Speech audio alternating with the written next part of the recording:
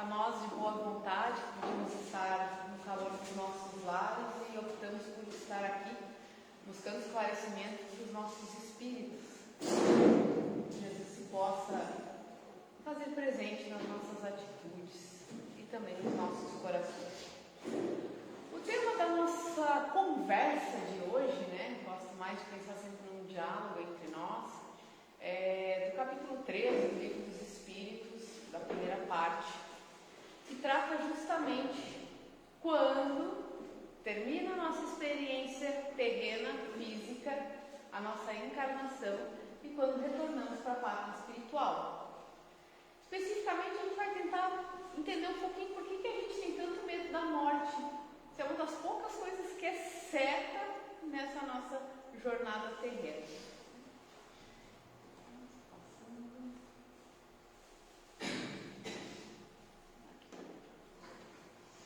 Por que a gente tem medo da morte?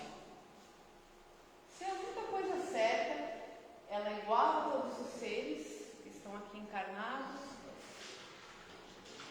Ninguém consegue fazer nenhum tipo de negociação ou contrato para burlar isso. Todos nós teremos um ponto final da nossa jornada terrena. A doutrina espírita nos ensina que nós encarnamos, que nós vivemos essa experiência terrena diversas vezes. Então não é a primeira vez que nós estamos aqui encarnados e também não será a última. Mesmo assim, sempre que somos defrontados pelo fenômeno da morte, a maioria de nós ainda não consegue lidar de uma forma positiva. A doutrina vai nos esclarecer que esse receio, que esse temor que a morte nos causa, ele tem origem em vários fatores, mas um deles, que é o principal, é da nossa ignorância a respeito do que acontece com a gente, Quando a gente nasce, a gente sabe o que acontece. Toda a nossa jornada terrena, a gente tem consciência sobre isso. Mas o que vai acontecer com a gente na hora que a vida do corpo físico termina? Como que é esse processo? Então, a falta de conhecimento, ela é um dos fatores que faz com que a gente tenha medo. Então, o medo, ele vem, muitas vezes, do desconhecimento das informações que possam nos esclarecer. Além disso, tem também o fato de que nós somos criados, porque senão nasceram desde sempre em berço espírita, mas nós somos criados com essa ideia de que morreu, acabou, que só se vive uma vez, que depois que a gente morre haverá um julgamento decisivo. Então você pode ir para o lado bom ou para o lado ruim. Se você foi para o lado bom, dor e sofrimento. E se você fez coisas boas o suficiente, você pode ir para o lado do bem e vai ter o resto de uma eternidade, de uma vida completamente ociosa, sem produzir nada, apenas lá sentadinho numa nuvenzinha de boa. Então, todas essas ideias fatalistas que vêm na morte no fim de um processo fazem com que a gente tenha medo disso. Sendo que a morte, ela é uma libertação para o nosso espírito, e hoje a gente vamos estudar aqui em conjunto as perguntas de Kardec sobre isso, para a gente entender melhor esse processo, para a gente conhecer, saber como é que isso funciona, para então, quando chegar o nosso momento de se defrontar com uma situação dessa, seja através da perda de um parente, ou também quando chegar o nosso momento, a gente saiba o que fazer, a gente saiba o que acontece, e principalmente, até como a gente estava falando aqui no comecinho da palestra, antes de iniciar, o que a gente tem que fazer para que o desfecho seja muito bom. Então vamos lá. Livro dos Espíritos, capítulo 3, primeira parte, pergunta 149. Kardec vai lá e pergunta então para os espíritos o que acontece com a alma no instante da morte. É muito importante a gente entender o conceito e a diferença de alma para espírito, que Kardec vai usar muito aqui nesse capítulo, porque a alma é o espírito encarnado e o espírito, então, é ele no seu estado de erraticidade, que a gente chama, que é no plano espiritual, aguardando aí entre uma encarnação e outra. Então, quando ele fala alma, ele está querendo falar da nossa condição de espírito encarnado. É bem importante a gente entender isso para começarmos a desvendar um pouquinho dessas questões relacionadas à morte.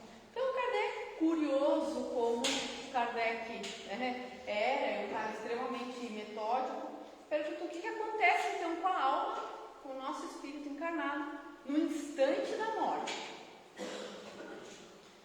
Os espíritos têm respostas muito simples e objetivas. E algumas vezes eles, assim, dá para ver que eles perdem até um pouquinho a paciência das perguntas de Kardec, né? Mas a resposta é muito básica, ele volta a ser espírito. Em que sentido? Não era espírito antes? Sim, somos um espírito.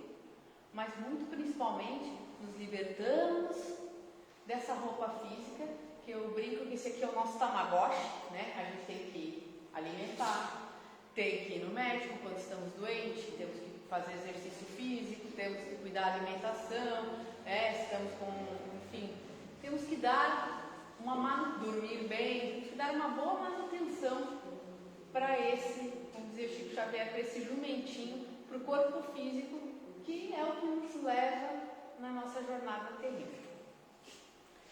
Então, no instante da morte, o espírito ele volta para o mundo espiritual. Então, da onde ele se separou momentaneamente. Ou seja, quando a gente começa a entender que nós não somos almas que depois que morrem vão para o plano espiritual, mas nós somos espíritos que estão numa jornada terrena por um tempo provisório e depois nós retornamos à nossa pátria, o conceito da morte ele começa a mudar um pouco dentro da nossa cabeça, né? Só que a gente fica tão fixado no nosso dia a dia, na nossa realidade, nessas nossas coisinhas mundanas, tão pequenas, que a gente esquece de lembrar que o plano espiritual é da onde a gente veio e é para lá que nós iremos retornar. Essa pergunta 150, ela é extremamente importante, né? A alma após a morte conserva a sua individualidade? Então o Kardec queria entender, beleza, o espírito deixa de ser alma porque não tem mais corpo físico, volta para o plano espiritual e daí? Vai se juntar no pacotão? Como é que é? Então ele quer saber sobre a individualidade. O conceito da individualidade para a doutrina espírita ele é extremamente importante. Por quê? Porque a nossa jornada evolutiva, desde os tempos lá primitivos, quando ainda éramos espíritos rudimentares, que foram milhões de anos de evolução, galgando esses passos, né? Depois a gente diz que a gente não evolui, a gente já evoluiu muito. A nossa individualidade, a nossa essência, o nosso espírito é o que realmente nos separa uns dos outros, né? É a partir do momento que o espírito ele tem consciência de si mesmo, da sua individualidade, pegando, por exemplo, muitos animais, eles não conseguem separar a entidade deles da manada, do todo, da coletividade. Enquanto nós, enquanto espíritos, quando adquirimos essa consciência, essa percepção de que somos diferentes e individualizados, é aí que nós passamos a ser o princípio inteligente, então começamos a nossa evolução espiritual. Então o que o Kardec quer entender é se essa nossa personalidade, essa nossa individualidade, ela continua depois do desencarne. Ao que os espíritos, obviamente, uma resposta extremamente simples, sim. Continuamos a ter a nossa individualidade, né? O espírito jamais vai perder a sua individualidade. Se em algum momento a gente se misturasse com outros espíritos, como é que eu saberia da minha jornada, do meu passado? Não teria como, né? A justiça divina ela ficaria bastante embaralhada.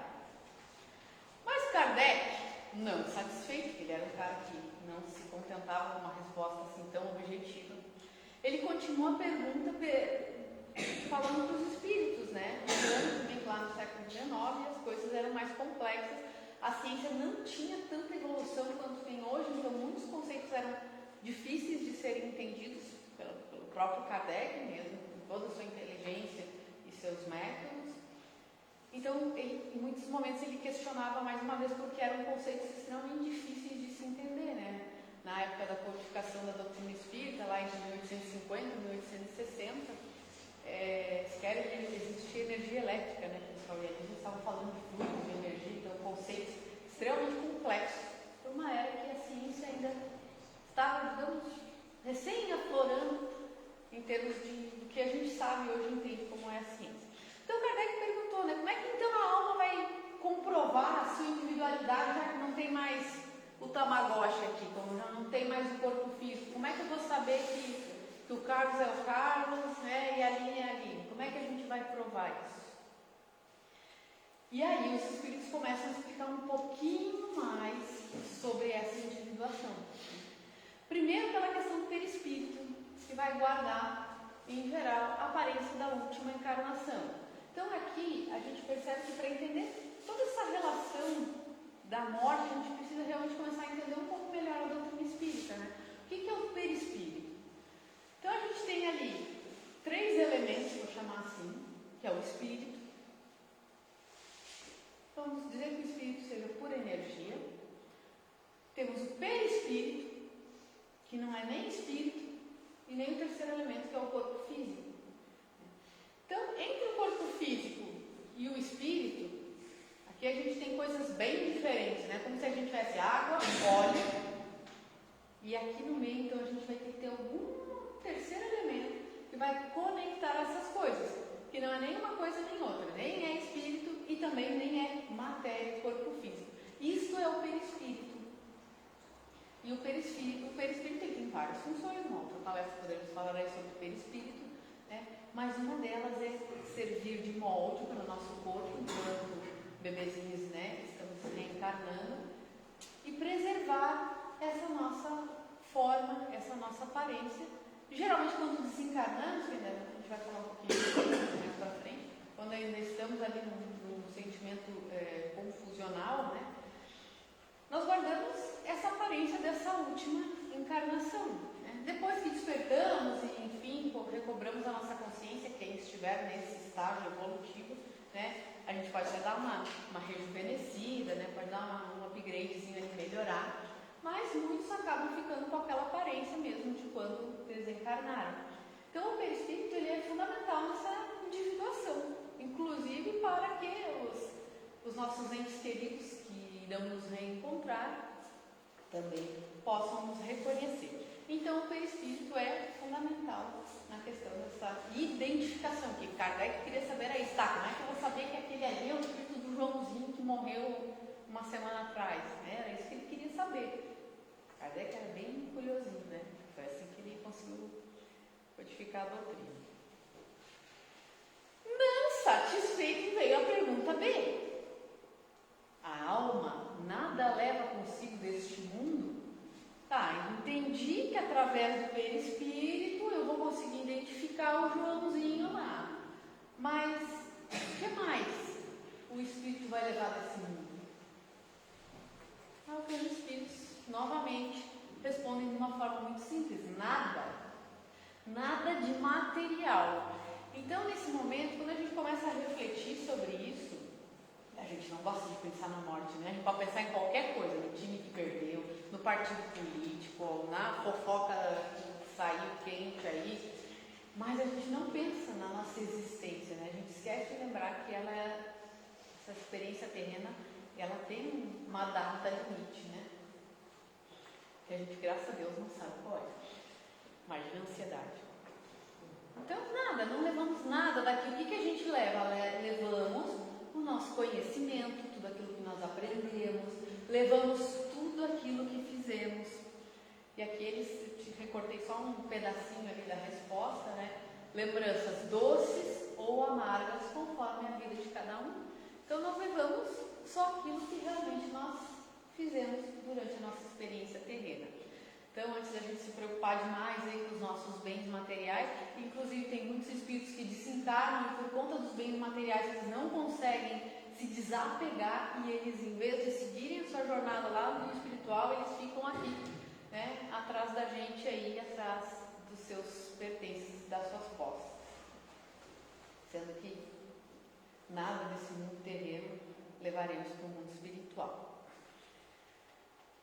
Quanto mais puro, mais compreende a futilidade dessas questões terrenas, né? Isso não quer dizer, eu sempre gosto de reforçar isso, que nós não devamos procurar condições melhores para a nossa existência. Deus nos deu a nossa inteligência, está lá na quarta parte do livro dos Espíritos, que Deus nos deu a inteligência para o homem prosperar e buscar as suas melhores condições. Então sim, a gente tem que querer o nosso melhor. A gente não pode viver em função disso. Pergunta 151. Que pensar da opinião dos que dizem que após a morte a alma retorna para o todo universal, né? Tinha algumas teorias lá na época do Kardec que diziam que quando o espírito desencarnasse, ele voltava lá para um grande todo e se misturaria lá no meio desse todo e perderia a sua individualidade. O que a gente viu que a questão da individualidade é uma coisa muito importante para nós. Nós temos a nossa jornada evolutiva individualizada. Por isso que às vezes é difícil a gente, no grupo de estudo, às vezes o pessoal faz uma pergunta, como é que é isso? Depende. Por que depende? Depende de uma série de fatores que aconteceram nas várias experiências encarnatórias daquele espírito, né? Então, tem muitas possibilidades. O que os espíritos vão explicar aqui para Kardec é que os espíritos como um todo, eles formam uma coletividade espiritual, assim como nós fazemos uma coletividade de seres humanos encarnados, né? Eles até dão um exemplo, aliás, se tu está numa assembleia, tu não faz parte dela? Faz, mas tu não tem a tua individualidade, o teu voto, né? As tuas questões, é a mesma coisa. Não é que a gente vá se aglomerar uns com os outros, mas fazemos parte dessa grande comunidade espiritual, mantendo sempre a nossa individualidade. Que prova podemos ter da individualidade da alma depois da morte? Ele não estava ainda convencido aqui, né? Pergunta 152, né? Ele não se deu por vencido, ele queria mais uma perguntinha para os espíritos trazerem mais evidências para ele, né? Digo para ele, mas são perguntas que a gente tem, né? E claro que hoje, em poucos minutos, nós também não vamos conseguir esclarecê-las todas, mas enfim. Uma das formas que a gente tem de saber dessa individualidade é através das muitas manifestações mediúnicas que acontecem, claro, onde os espíritos relatam sobre questões específicas que a pessoa, só aquela pessoa poderia saber. As cartas, por exemplo, que Chico Xavier recebia. Como é que alguém ia saber aqueles fatos que muitas vezes os espíritos relatavam lá naquelas psicografias? Não tem como ser uma outra pessoa, né? Eram fatos muito peculiares, coisas muito discretas que somente a própria pessoa poderia saber. Então, essas manifestações que a gente tem demonstram que a personalidade que nós tínhamos enquanto encarnados, ela continua depois de desencarnados, porque na verdade isso já existia antes da gente reencarnar, né? Porque a gente só pensa nessa jornada que nossa de alguns anos, né? Mas na verdade nós já tivemos outras experiências, já voltamos e retornaremos para a nossa parte espiritual. Pergunta 153. Em que sentido se deve entender a vida eterna? Que Kardec queria saber como é que o Espiritismo ia entender a vida eterna, no sentido, né, de ficar lá para sempre, uma bolinha lá no céu, ou então ficar para sempre numa situação não muito boa, né, lá naquele lugarzinho quente. Aí os Espíritos vão explicar que a gente tem que entender que o Espírito é eterno. O Espírito é eterno. Porque quando morre, o que morre é só o corpo físico. O Espírito vai continuar a existir. E aí Kardec, não satisfeito, não seria mais exato chamar a vida eterna dos espíritos puros, que tendo atingido a perfeição, não precisam mais sofrer? Então ele queria dizer assim que a vida eterna, no sentido de paraíso, né, de céu, seria dos bons. Aí os espíritos explicam, olha, isso aí que você está falando é felicidade eterna. Mas isso é uma questão de conceito. O importante é que vocês entendam o que isso quer dizer, né? Aí os espíritos falam que, olha, chamais as coisas como quiserdes, né? Pode dar o nome que vocês quiserem. Mas o importante é que vocês entenderem o que é eterno é o Espírito. E que a felicidade eterna, sim, é dos espíritos mais elevados, mas a gente tem, está lá no Evangelho, felicidade relativa ao nosso grau de desenvolvimento. Vamos acelerar aqui, senão não vamos sair daqui hoje. Pergunta 154. É dolorosa a separação da alma e do corpo? Essa é uma pergunta que talvez a gente tenha na nossa cabeça, né? Pô, será que na hora H vou sofrer? Resposta de novo simples e objetiva. Não. Não tem sofrimento nessa hora. O corpo sofre mais durante a vida, né? Engraçado que os espíritos trazem sempre nos lembrando que a nossa jornada aqui é uma jornada de aprendizado. Então, esses sofrimentos, não necessariamente só do corpo físico, muitas vezes os sofrimentos psíquicos, né? Dos sentimentos, ou enfim, da culpa, sei lá, são muito mais penosos do que uma dor de cabeça que a gente possa ter. Então, são sofrimentos, em geral, que a gente atravessa na nossa jornada terrena. Então, na hora H, a gente não vai sofrer. Na verdade, ficaremos ali anestesiados. Muitos de nós nem vão perceber que já passou. Né? Que já, a nossa mudança de dimensão ela já aconteceu. Como se opera a separação da alma e do corpo? Né? Kardec fez todas essas perguntas para chegar na pergunta que a gente mais quer saber. Tá, e aí, como é que é? Rotos laços que retinham ela se desprende. O que acontece? Lembra lá do perispírito, aquele cara que fica no meio de tudo? Ele está conectado diretamente no nosso corpo físico.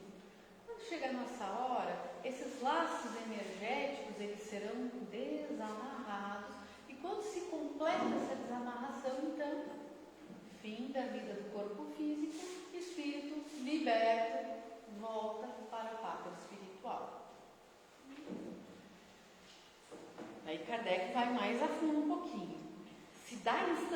A separação se dá instantaneamente por uma brusca transição, tipo, levei um susto e estou aqui desencarnado? Haverá alguma linha de demarcação nitidamente traçada entre a vida e a morte? Ele quer saber como é que a gente percebe quem desencarnou. E aí? Tem o pessoal que é espírita que brinca, olha, se acontecer um acidente, tem que fazer alguns testes ali para saber se você está desencarnado ou não, né? Os espíritos vão explicar que não tem uma brusca transição. Não é nada assim, tomou um choque, um susto e estou desencarnado. Né? A alma vai se desprendendo gradualmente. O espírito vai se soltando aos poucos, né? E esses laços eles vão se desamarrando, eles não se quebram através de uma ruptura. Depois a gente vai falar ali rapidamente sobre as mortes bruscas, tá? Considerações importantes. A morte e destruição do corpo, o desprendimento do perispírito, ele não acontece, estalou o dedinho assim, rápido, e já aconteceu o processo de desencargo. Isso vai variar muito conforme o nosso grau evolutivo. Isso vai variar muito conforme o apego que a gente tem. Tem pessoas que às vezes elas não são apegadas a questões materiais, mas elas são apegadas aqui.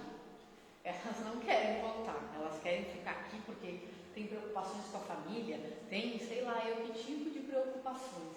Então, quanto mais a gente for apegado ou mais viciações, tanto elas morais como também de outras questões, né? Vícios de toda a natureza, mas também os nossos vícios morais, nessa hora eles também apresentam a sua conta. Quanto mais isso é forte na gente, mais lento é esse processo. Quanto mais elevado, mais depurado, menos conectado às coisas terrenas, mais leve é essa alma, vou usar essa expressão, mais rápido é o processo. Quanto mais aceitação também do processo. Em muitos momentos, quando a pessoa está no estágio de sofrimento, por exemplo, a morte ela é mesmo uma libertação. O nosso espírito, quando ele está lá na erraticidade, está lá no plano espiritual, ele tem liberdades que a gente não tem quando encarnado. Quem que viu o Nosso Lar lá, Os Mensageiros, o filme que saiu esse ano? Não viu aqueles bolitando lá, que bonitinho? Pois é, gente, a pessoa como seria bom, e é isso que acontece com a gente no plano espiritual. Para quem está nesse estágio de evolução, né? Claro que nem todo mundo consegue. Mas imagina, o que a gente faz aqui para se locomover na Terra? O corpo tem que estar em dia com tudo certo. Entra no carro, sobe no ônibus, vai com bicicleta, patinete, você precisa de meios de transporte para ir nos lugares. Desencarnar num estágiozinho evolutivo, nem precisa ser muito avançado, razoável já está bom. Você consegue se locomover pelo poder do pensamento, você conversa com as pessoas pelo poder do pensamento. É outro nível, e aí a gente está aqui apegado. Mas essa jornada é extremamente importante, não é para a gente se desapegar, não. Isso é uma coisa que eu vou falar lá no finalzinho. Não é porque a morte, a gente tem que encarar ela com naturalidade, que a gente tem que acelerar as coisas. Nem pensar, a gente tem que aproveitar cada minutinho aqui. Então esse processo todo do desencarne, ele vai variar muito de cada um de nós. Não tem um tempo certo, não tem, é 1 hora, é 5 minutos, é 6 dias. Isso vai variar muito de espírito para espírito, desse apego que a gente tem aqui, né? Do quanto a gente está com os pezinhos cimentados aqui nesse terreno que é tão bom, né? A gente adora isso aqui. Por isso que a gente volta. Pergunta 156. A separação definitiva da alma e do corpo pode ocorrer antes de cessar a vida orgânica? Porque ele quer saber se em algum momento o espírito pode dizer assim, olha, não quero mais, tchau para vocês, eu fui.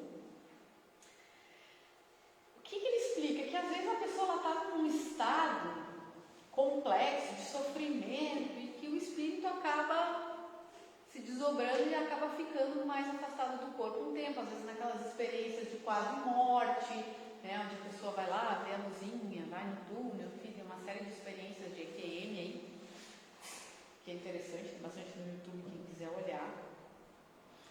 Que esse espírito ele está mais mesmo querendo voltar para o plano espiritual, independente se o corpo físico está aqui ou não.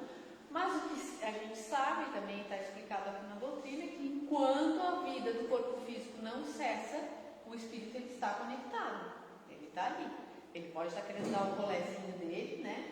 Mas ele ainda está encarnado. O que acontece é que muitas vezes esse processo de ficar tão distanciado do corpo físico pode acabar acelerando a efetivação desse desencarne. Mas enquanto tem vida, o espírito ali está. 157. No momento da morte, a alma sente alguma vez qualquer aspiração ou êxtase, naquela época tinha essas palavras, né?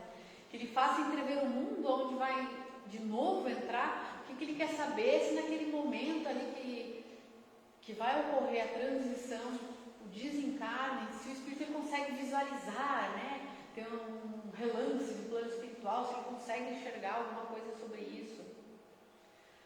E aí os espíritos responderam que sim, muitas vezes a alma sente que se desfazem os laços que aprendem ao corpo e que já parte desprendido da matéria, vê o futuro se desdobrar diante de si. Ou seja, como ele já está iniciando esse processo de desconexão, se ele já é um espírito mais consciente, mais esclarecido, uma moral um pouco mais desenvolvida, ele já consegue enxergar o que está acontecendo do outro lado, né? É por isso que sempre tem o depende. Aí, claro, tem aqueles que não querem ir embora de jeito nenhum, eles não vão, no primeiro momento, enxergar nada, tá? Mas tudo depende aí desse estado do espírito. A sensação que a alma experimenta no momento que reconhece estar no mundo dos espíritos, que sensação experimenta a alma? Como é que essa alma, tá, desencarnei e agora? O que vai acontecer comigo? Essa é outra pergunta que muitas pessoas podem se ter, né? Esse é o famoso depende da doutrina. Depende. Quem era essa pessoa que desencarnou? Como que era a conduta dela? Ela tinha bons pensamentos? Ela foi uma boa pessoa? Mesmo que não tenha conhecimento, ou mesmo que ela tenha conhecimento, e tem bastante casos, né? Às vezes o pessoal acha que só porque a gente é espírita, que a gente vai desencarnar e já vai direto para um lugarzinho cheio de luz. Não é bem assim. Tudo depende do que nós fazemos. se a gente tem conhecimento e também não faz nada de bom, é complicado, a gente não está colocando em uso o tanto de conhecimento que a gente tem aprendido.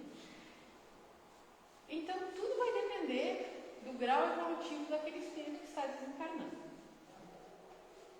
Então, aí vamos explicar aqui se a pessoa fez o bem, se a pessoa fez o mal, enfim. O espírito se reencontra imediatamente com os que conheceu na Terra e que morreram antes dele. Essa é uma pergunta muito linda, assim, né? É o que Kardec queria saber, o que todos nós queremos saber. Será que eu vou reencontrar aqueles que foram antes de mim? E a resposta não podia ser diferente, né? É claro que sim, conforme a afeição a quem eles, né, as pessoas que a gente tinha afeto, que nos tinham afeto, que nos têm afeto, né? Como eu explico até para minha filha de 7 anos, o amor nunca morre, isso é verdade, né? Então, depende também da nossa estágio evolutivo. Muitas vezes o espírito, ele está numa faixa vibratória tão complicada que mesmo que o espírito da mãezinha, né, geralmente são as mães que, né, estão aí para pau para toda obra com esses filhos, né, ele não consegue visualizar aquele espírito porque está numa outra faixa vibratória, ele está naqueles pensamentos ali recorrentes e acaba não percebendo a presença, a visitação desse espírito amigo, né? Mas sim, nós vamos reencontrar aqueles que partiram antes de nós, que retornaram, né, a palavra certa, que retornaram antes de nós para o plano espiritual, né?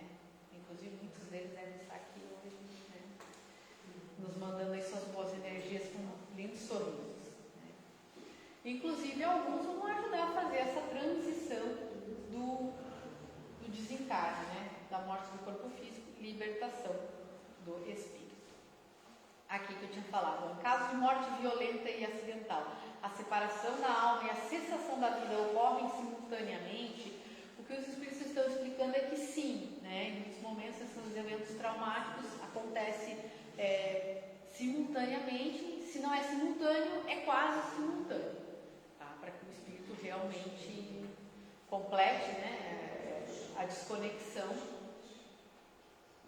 e que também ele entre naquele estado que ele vai chamar aqui de perturbação, mas não é perturbação no sentido de, sei lá, de agitação, é perturbação no sentido de entrar assim num estado reflexivo, de inconsciência, de ficar fora do seu estado consciente normal, é nesse sentido, tá?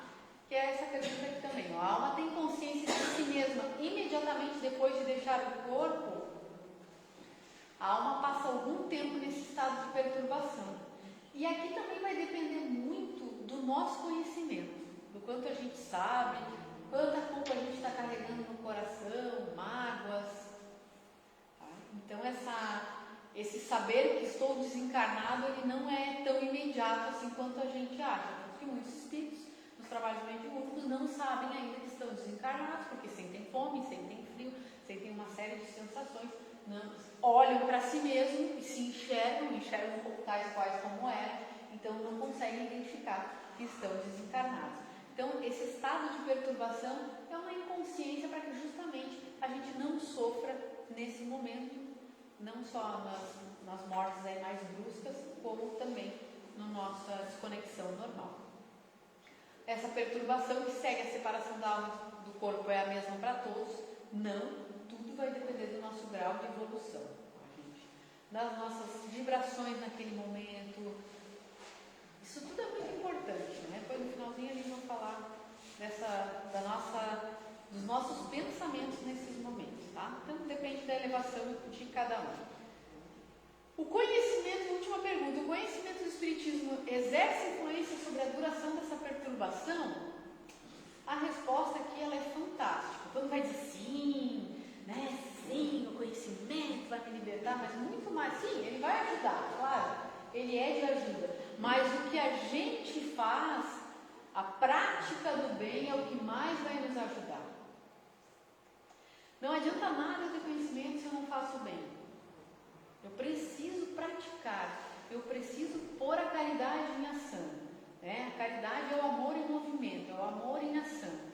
Então, mais do que ter conhecimento, que é importante, a gente sabe, tá ali Kardec orientando para a gente ter conhecimento o tempo todo, mas é a prática do bem que realmente vai nos trazer uma condição melhor até na hora do nosso desencarne. Então, para encerrar, vamos cuidar da nossa jornadinha terrena. O que a gente faz aqui? Praticar o bem, buscar sermos pessoas melhores, cuidar com pensamentos e energias, né? A gente tem que sofrer? Sim, a gente tem que sofrer. Não é porque a gente é espírita, quando desencarna alguém, que a gente não vai chorar, que a gente não vai sofrer, que a gente não vai sentir, sente falta, sente saudade, sente tudo isso. Não é que a gente não possa sentir isso, não é porque a gente sabe, entende que esses sentimentos a gente tem que aniquilar dentro da gente. Mas é o como nós estamos mandando esses pensamentos, essas energias, é que faz toda a diferença. Né? Aquele pensamento de saudade mais bom, sem desespero, sem aquela coisa triste, pensamentos de amor, de carinho, de afeto. Isso chega lá para aquele espírito como energias maravilhosas que a gente emana para eles. E aí eles conseguem até uma condição melhor para poder nos visitar, como também explicou Kardec, que eles podem vir nos visitar assim que se recuperam, enfim, que estão bem. E principalmente não temer o retorno à nossa parte espiritual, né? E ajudar quem estiver passando por esse processo, né? De forma a sempre dar esperança, otimismo, para que a gente possa fazer o nosso dia a dia aqui cada vez melhor, praticando bem, amando, perdoando, seguindo as diretrizes do Mestre Jesus. Que todos possam voltar para os seus lares com muito carinho, com bastante amor no coração, refletindo sobre a nossa conduta diária, né? Não é porque a gente sabe que esse momento vai chegar para a gente que a gente tem que apressar as coisas. Temos que aproveitar muito bem essa jornada terrena que nós ganhamos de presente para fazer o bem, para arrumar novos caminhos para a nossa existência. Uma boa noite a todos, fiquem com Deus, que Deus abençoe a todos.